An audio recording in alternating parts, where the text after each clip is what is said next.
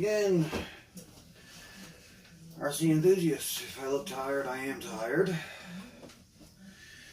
And this will be a little bit of a long video. I'm going back to my roots. What I started 4 years ago when I originally got into RC vehicles in general. Got this box. This box was supposed to show up Saturday, the 23rd. But of course, with the Christmas rush, I bought everything on the 20th. And with Christmas rush, I thought maybe it would make it, but yeah, no. So before I even got this box, I had already bought this. And I know a lot of people are going to say, oh my God, you got a Martian, you didn't get an alien. Those Rotor guys are going to go nuts. But especially with the motors and the stack that I'm putting in it, which I'll get to that. But this is a Martian 2 frame, 1000 TVL camera that I stole from the RXS 255. Overall, like many have said, the milling isn't all that great, which is the actual cutout of the pieces. I have Rotor Riot 2306 2450 kV motors on this. 4-inch arms, it's a 5-inch build. But I have 2 quads. This is the build that I'll be finishing today.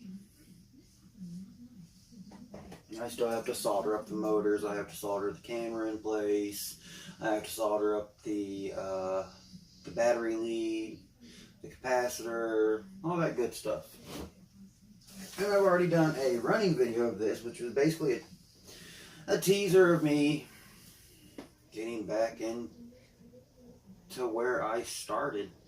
Like I said, when I first got into RC vehicles 4 years ago, February 2nd, I got a DJI Phantom FC40, the very first, I guess, smart drone, smart quad, whatever you would want to call it. And I got quite a few quads between, I had the FC40, I had the Phantom Vision 2 Plus, now I have the Phantom 3 Standard, but it doesn't really give me the excitement that I'm wanting. So, for indoors and just overall learning Betaflight, especially with all the drivers that you have to download and everything, it can be a bit of a struggle, especially if you're a complete noob like I am, to all this new software, all the hardware that has come out within the past few years. But yeah, but the emax babyhawk, I've already gone over this. Well, I didn't go over it, I did a video just showing it flying and showing how small it was. And this is the emax babyhawk. It is very small. It's basically about a 2-inch quad. These are 2.3 inches. That's how big the props are, 2.3 inches. It's a blast to fly. I'm still tuning it. I'm still learning the science of PIDs, which is PIDs, proportional, integral, and derivative, which I understand what they do now, but actually putting them into practice and using them, completely different story. I know what they do, but yeah, I have to build the big quad first, because this one isn't really going to show it. This one is capable up to 3S. They have, emax has the babyhawk and the babyhawk R. In January, I'll be getting the babyhawk R, because this little thing is awesome. In the house, I run it on 2S. Outside, I run it on 3S. Came with some batteries. Anybody that's wanting to get into this, the quads aren't really expensive. The builds aren't that expensive. The most expensive and the most, you're making an investment. The most expensive part are goggles and a radio. I personally use Spectrum. Serial receivers have a very low latency, 11 milliseconds most of the time. So, and that's what I use with this, my Spectrum DX7S, and it's a blast to fly. It's a lot more fun on 3S outside. 2S just isn't the greatest. I got the Longbow DSMX receiver, which instead of taking 3.3 volts, it takes 5. It actually has the voltage regulator built onto the receiver board itself, and I can still see what band and what channel I'm on. And I do have somewhat of an FPV setup. I've got 2 receivers and 2 monitors, and that's how I'm doing it right now. I have goggles ordered, but with Christmas everything was back ordered, so wait. I'm getting Fat Shark. I think it's the Fat Shark Transformer SE with diversity. I really want the diversity because I eventually want to do a 7 or 8 inch build and go further. I also want to get a Tyrannus set up and a lot of plans. And that's where a lot of my money is going to be going now. And that's one thing you really have to understand with this is you can watch the videos all day long of Mr. Steel or Snake FPV or all those guys just absolutely ripping up, and they have years of practice. So don't grab one of these, don't buy one of these and automatically think you're going to be able to start doing flips and all that stuff. You're going to have to learn beta flight. Some of the older stuff, some of the other stuff still uses the older Libre Pilot, which I honestly don't like it at all. Now that I'm learning beta flight, it's a lot better. Hell, a ground station. I'm trying to think. Excuse me, I'm tired. It's 4:24 in the morning. But beta flight allows a lot more to be done. You can actually see how fast your rates are before you even take the quad outside, which you can't do. Which basically you take your receiver. My receiver's not in. Your transmitter. My transmitter's not in here at the moment, but and the PIDS setup, which is where you'll set up your rates, your super rates, and all that stuff. You can actually see how fast it will spin before you take it outside. Of course, that's in a perfect world, no wind, all that different stuff. But yeah, and the Martian build, which that's what this is. I am going to be running a emax Magnum stack. It has everything in one for $110. I actually got this for less, and it had never been opened, had never been used. I got it for pretty cheap. Guy knew I was a noob and helped me out. So that's what I'll be running in it. Got a lot of soldering to do. I got to solder up the video camera, 12 motor wires, 3 wires for the receiver, Spectrum of course. Then I gotta set everything up with beta flight. I mean, don't buy one of these and think that you're just gonna be able to plug it in and fly. That's honestly what I sort of thought when I first got the babyhawk unpacked and started setting everything up, and then I realized, holy crap, and all the drivers I have to download. And I will say the Impulse RC driver fixer or something like that really helped a lot. It basically installed the drivers that I needed and fixed the drivers that I already had that weren't working properly. So yeah, these two go together. The Martian 2 with the Rotor Riot 2306. 2306 is 23 being the width of the armature and the 06 being the height of the armature, which is where the motor windings, and they're actually they're copper but silver plated. And since these are brushless motors, they're essentially AC because it's running a 3-phase system basically. That's how brushless motors work. If I got that wrong, I'm sorry. I'm freaking tired. So yeah, these go together. I've got a Hobby Wing X-Rotor stack on the way. a Runcam Swift camera. Wow. A Armaton Chameleon.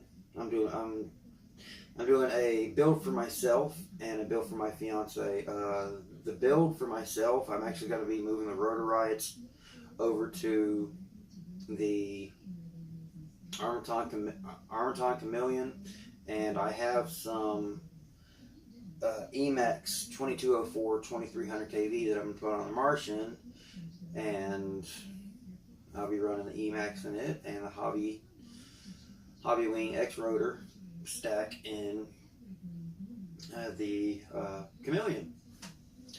Of course, the guy that I bought all this stuff from, he has a lot of spares, props, all that good stuff. He even sent me a damn, I didn't even know they made these. It's a carbon fiber prop nut wrench, which I thought that was awesome. At first, when I first saw it, I was like, what the hell is that? And then sort of clicked. So yeah, a bunch of props, a lot of really good props that I like, especially seeing the props that I have are too aggressive for the 2450 kV motors, could cause them to overheat, cause too much amp draw, things like that, and could possibly burn up my ESC. So Dow prop Cyclones, a lot of those. Wow. DYS 5042 props. I've also got some 5045 props. I still got that little thing. And for the babyhawk, I have a complete full set of batteries. Not batteries, excuse me. I'm tired. But propellers, 10 pairs. So altogether, 5 clockwise, 5 counterclockwise. So if you break them, which is nice as the babyhawk comes with bumpers, but once you actually go outside on 3S, might as well take the bumpers off and actually fly it like a real quad. And the babyhawk R comes with these funky props that have been designed specifically for the motors that are being ran on it. But in the future, they're going to come out with 3-inch and 4-inch, 2-inch and 3-inch arms for it. So you'll be able to put some bigger props on it. So that's a good thing if you really don't like the idea of having to use a certain type of prop and only one prop. You have to buy that same prop no matter what, because that's the only prop that'll fit on the front. And last but not least, some emax RS 2205 2600 kV motors. That'll be for a floss build, basically a racer build. I've got a lot of planning that I'm doing. So basically, altogether, I'll be making 3 quads, building 3 quads. It's just, ever since I flew that RXS 255, even though it was far from the best. And the ground control station absolutely sucked because it was lever pilot. It brought me back to my roots where I started with RC. I mean, now I have, holy Lord, I've lost count of how many on-road cars I have. I'm always going to love nitro. That RC is my passion. I love nitro more than electric. But electric is really coming into its place. I mean, there's even smart lipos coming out. I was just watching a video by Joshua Bardwell about a certain type of battery that actually has sensors and a microprocessor in it, and you have to have a special charger and all this crap. Well, when you have so many quad batteries, you really need a parallel charging board, and I have one of those coming, so you can charge them fast. So you don't have to. I've got 3 chargers. Well, I've got 9 batteries, so I'd like to do 3 batteries on each charger instead of 1 battery at a time. But yeah, that's basically it. Of course, some capacitors for when there's crashes. voltage spikes, some standoffs for the flight controller. They're rubber, so it isolates the flight controller from the high pitch harmonics that come from the propellers. But this thing, the babyhawk, is absolutely awesome. If you're wanting to get, just forget the tiny whoop, anything. This is brushless, $100. It doesn't come with these batteries. I've got 3 batteries, 450 and 2 350s. But just forget the tiny whoops. They're brushes. It's so outdated. Brushless is the new technology, the best technology. They spin up really fast and they spin down really fast. So that's sort of why. That's why I decided to go with this. When I was talking to him about he said he would sell me the guy that I bought the Emax Magnum stack from. He said, I'll sell this to you for a cheap price if you buy something else. I'll say, okay, cool. How much is the babyhawk? I got it for a cheap price. Basically 25% off of both, so do the math. But this is a great little guy. Just fly around the house, learn, especially learning beta flight, PIDs, tuning, all that good stuff. Just learning how to set one up. It takes some time. It takes quite a bit of time, and I'm going to slowly put this stuff back in the box because I have to leave in 26 minutes. Then when I get home, the soldering begins for the Martian. Put in emax set on this. So I'm just going to put that right there. But the babyhawk, it's just freaking awesome. I would, basically, if anybody asked me, a starter drone, a quad and a drone are 2 completely different things. A drone has the ability to fly itself. A quad requires constant input from the operator and on the transmitter. If you let go of the throttle, it's going to drop because the voltage is always dropping. You're always having to give it some type of input from the transmitter in order to keep it flying. It doesn't have GPS. You can add GPS to them if you're doing a long range build or something like that. But what I'm building, they are not drones. These are quads. There's a big difference there. So I'm just going to put this right here. And of course, all the props. He gave me 7 sets of props. So I'll be able to, with the Rotor Riot Hypertrain motors, I'll be able to use a 5042, 5045. It's 5-inch by 4.2 pitch and 4.5 pitch. What I have right now is 5-inch by 5-inch pitch, which is too aggressive of a pitch. It's sort of like gearing for RC vehicles. If you go with too high of a pitch, that's basically like adding too big of a pinion or too small of a spur. It's going to overheat the motors, draw too much amperage from the ESC, cause things to go poof.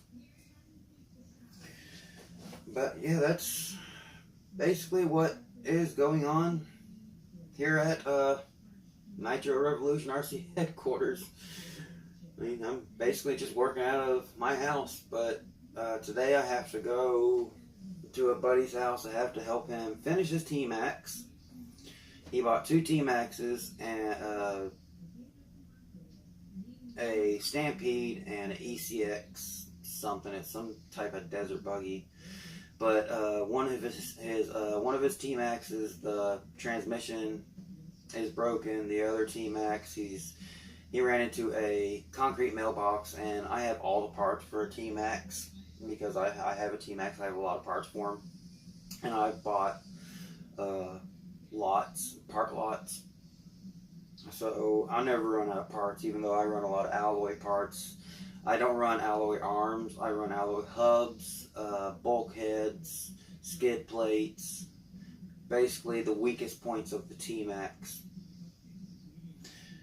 But yeah, it's getting about time for me to get ready to leave. But I just thought I would go over. This is the cloverleaf antenna from the RXS 255. I crashed so many times.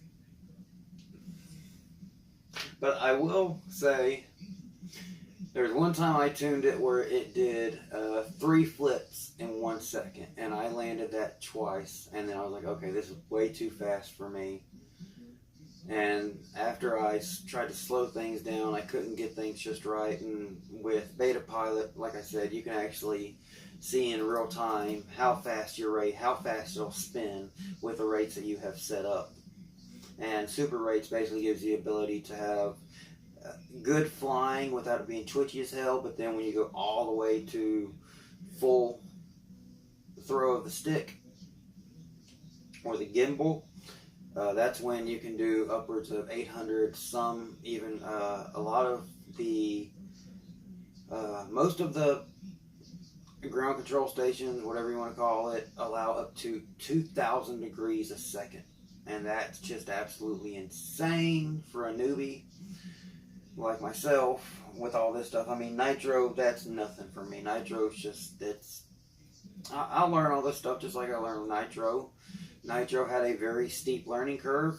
PIDs do as well. So we'll see how everything goes. And I know everything is a total mess. I'm getting all the parts. This is a receiver, no, a ESC from the RSX 255. I gotta get all those parts together, and that's what's in here and in here. Like right here. And here is screws, standoffs, just parts all over the place. Oh wow, here's some pillow balls for a T-Max. I didn't even realize I had those. What the hell are those? Okay, yeah.